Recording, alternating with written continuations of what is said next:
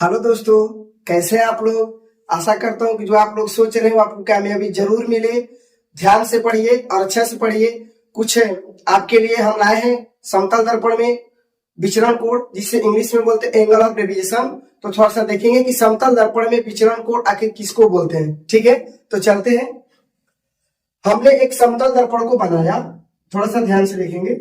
एक समतल दर्पण को हमने बनाया, ठीक है। इसको हम इधर कलाई कर देते हैं। इधर हमने क्या किया, कलाई कर दिया।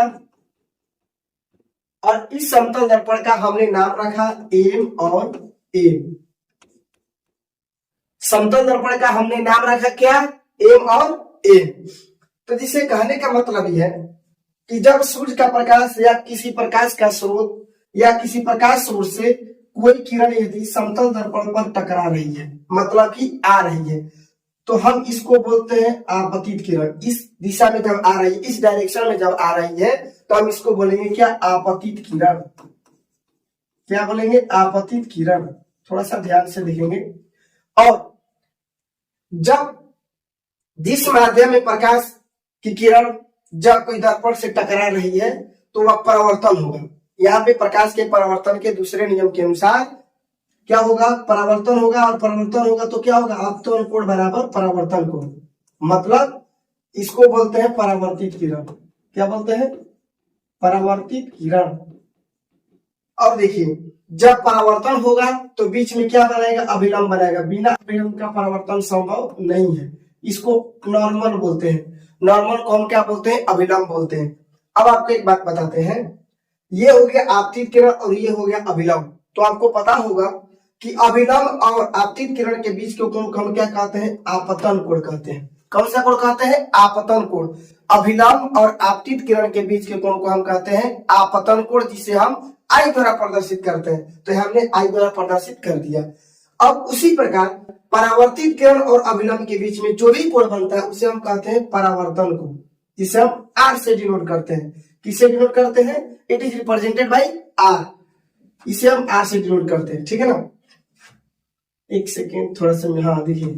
अब देखिए, प्रकाश के परावर्तन के दूसरे नियम के अनुसार हम जानते हैं कोण आई बराबर कोण आर, ठीक है ना। कोण आई बराबर कोण आर। कोण आई बराबर हो गया, कोण आई बराबर हो गया कोण आर। ये प्रकाश के परावर्तन के दूसरे नियम के अनुसार हम जानते हैं कि प्रकाश जिस माध्यम में आता है, किसी वस्तु से टकराता है, किसी प्रकाश के दर्पण से, मतलब दर्पण की सतह पर टकराता है, तो उसी माध्यम में क्या जाता है, वापस जाता है, जिसे हम प्रकाश का परावर्तन के नियम कहते हैं। जिस माध्यम में आएगा उसी माध्यम में वापस जाएगा टकरा कर। यदि प्रकाश लौटेगा तो हम उसको कहते हैं प्रकाश का परावर्तन। अब देखिए, यहाँ पे मेरा सवाल है विचरण कोण क्यों है, मतलब विचरण कोण है क्या, कहां पे बनेगा विचरण कोण। तो थोड़ा सा ध्यान देंगे। शुरू में पहला स्टेप ये हो गया, जब प्रकाश टकराया, तो पहले स्टेप में हम लोग देखेंगे कि अगर मान लेते प्रकाश का किरण दर्पण से टकरा रहा है, इसका डायरेक्शन देखिए तो कहां था, थोड़ा सा देखिए तो इस ओर जा रहा है।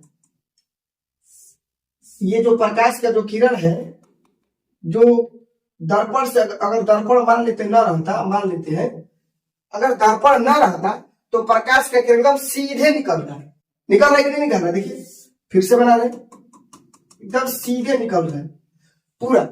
लेकिन प्रकाश जब सोर्स से आ रहा था, तो फिर मग्न से जा रहा था, तो उसके बीच में पड़ गया एक बाधा। और वह बाधा क्या है, तो वो समतल दर्पण है।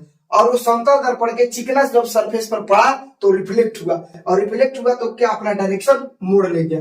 कितना मोड़ा, वो अपने प्रारंभिक पद से कितना डिग्री घूम गया उसका किरण जो परावर्तित हुआ, उसी को कहते हैं विचरण कोण। देखिए, जा रहा था देखिए इस डायरेक्शन में, चला गया इस डायरेक्शन में, क्यों, रिफ्लेक्ट हो गया। उसके प्रकाश जब आपतित किरण हो रही थी, प्रारंभ में चल रही थी, तो उसके बीच में एक बाधा आ गया, रोधक आ गया, और वह रोधक चिकना समतल दर्पण था, ये टकरा कर वापस चला गया। ठीक है, जब वापस गया तो ये देखना है कि जब वो रोधक बीच में पड़ा तो कितना डिग्री का वो अपना विचलित कोण बनाया, मतलब अपने रास्ते से कितना डिग्री घूम गया वो। तो देखिए, जा रहा था इसे, चला गया इसे, देखिए तो कितना डिग्री घूमा, इतना। देखिए, तो जितना डिग्री घूमेगा उसी को बोलेंगे हम विचरण कोण, जिसे हम डेल के द्वारा प्रदर्शित करते हैं। देखिए, ये यहां से लगाई यहां तक के जितना भी कोण होते हैं, एंगल बनते हैं, उसी को हम क्या बोलते हैं? विचरण कोण बोलते हैं, जिससे हम डेल से सूचित करते हैं। इसी है, यही हो गया विचरण कोण, इसी। ठीक है, तो विचलन कोण यह ऑब्जेक्टिव न्यूमेरिकल में पूछता है, थोड़ा देखेंगे कि विचलन कोण का जो मान है उसका निकलता कितना, थोड़ा सा देखेंगे। अब देखिए, आप लोगों को पता होना चाहिए कि एक ऋजु रेखा मतलब एक रेखा है जिस पर हम कोण बनाते हैं, तो कितना डिग्री का कोण बनता है? 180 डिग्री का कोण बनता है।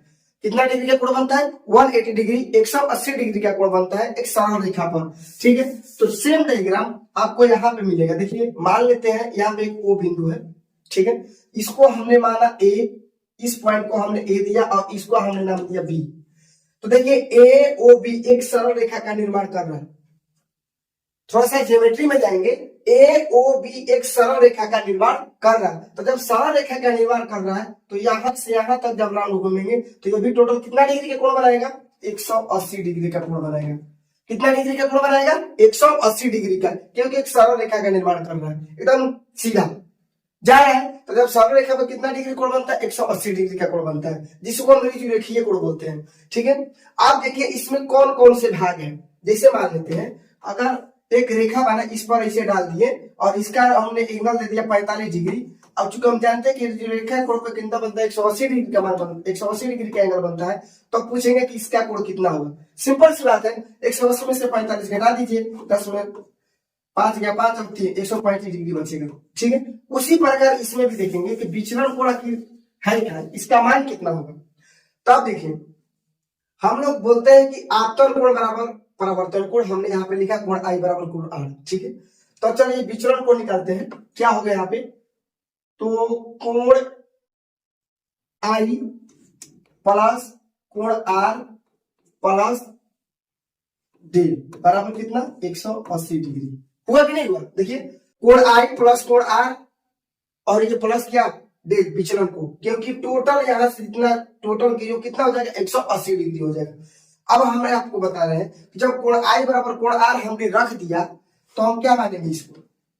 इसको एंगल के रूप में अगर ना लिखकर या करके लिख रहे हैं I प्लस क्या? कोण R बराबर हमने क्या माना है? I। हमने कोण R की जगह पे क्या रखा? I। अब प्लस डेल बराबर 180 डिग्री, 180 डिग्री। अब देखिए, ये I और I जोड़ेंगे तो 2I होगा, 2I होगा, और 2I प्लस डेल बराबर 180 डिग्री। ठीक है, अब देखिए या अब देखिए डेल बराबर निकालेंगे तो 180 डिग्री माइनस 2I, यही हो गया आपका विचलन कोण का मान।